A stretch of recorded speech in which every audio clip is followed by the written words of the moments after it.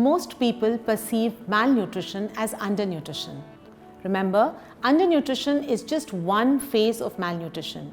When we talk about malnutrition, it includes the entire spectra starting from undernutrition to overnutrition.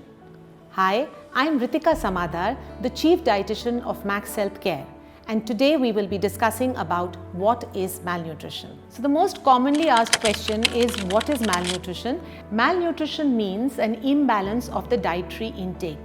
It means when a person is either consuming very little or excess of calories, which are mainly coming from your macronutrients, which is your fat and carbohydrates. But remember, malnutrition also includes the imbalance of taking essential nutrients, which can again lead to either an undernutrition or an overnutrition. So basically, when we talk about malnutrition, it can be divided or broadly classified into three categories.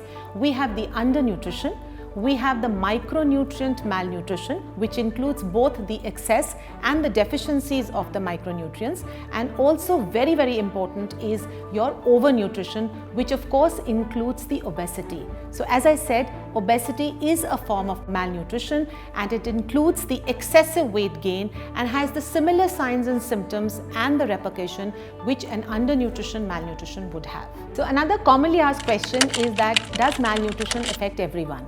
So remember, malnutrition affects every one of us. It is basically because of an imbalance of the nutrition intake and also due to leading a sedentary lifestyle. But yes, we do have a certain population which are more prone to malnutrition. These of course include your children, your critically ill or the undernourished population, and also it includes the elderly population. Remember, malnutrition also includes the overweight population. So people who are obese or overweight would also have more chances of developing malnutrition, especially in terms of micronutrient deficiency, and have chronic inflammations. Mostly people ask, is it easy to treat malnutrition by eating more? So the answer is yes and no, depending upon the type of malnutrition we are treating. So if we are treating undernourished population, yes, the quantity and the quality of food is very important. So looking into giving a high calorie, high protein diet would obviously be the first line of treatment for treating the undernourished malnutrition population. But on the other hand, if we are talking about overnutrition or obese population, the dietary intervention should be in terms of weight loss, which would be a healthy dietary plan, and equally important would be to lead an active lifestyle, which should incorporate a lot of exercise, both in terms of aerobic and anaerobic. But remember, we also have the third type of malnutrition, which is the micronutrient malnutrition.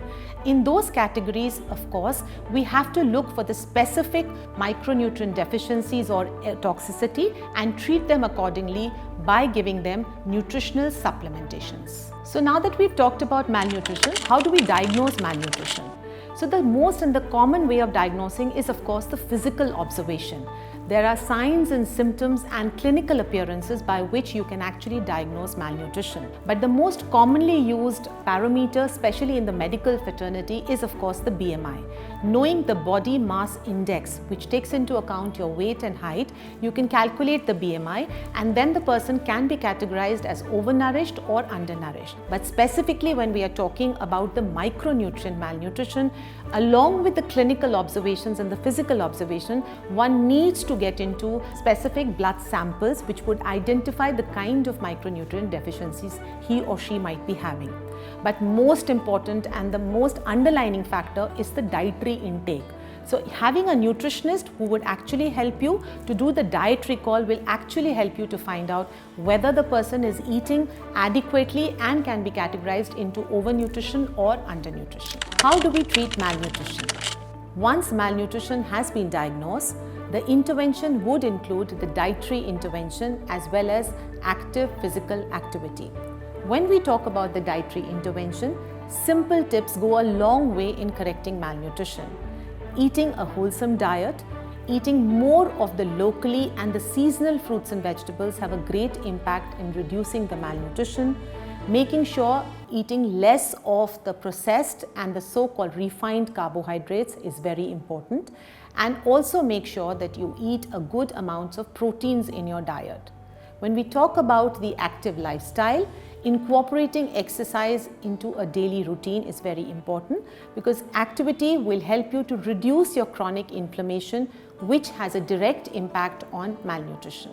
To sum up, malnutrition is widely prevalent across the globe, be it undernutrition or overnutrition. But remember, diet has a very important role in curbing malnutrition. So eating a healthy diet and exercising well will go a long way in reducing the incidence of malnutrition across the globe. So take care and thank you so much.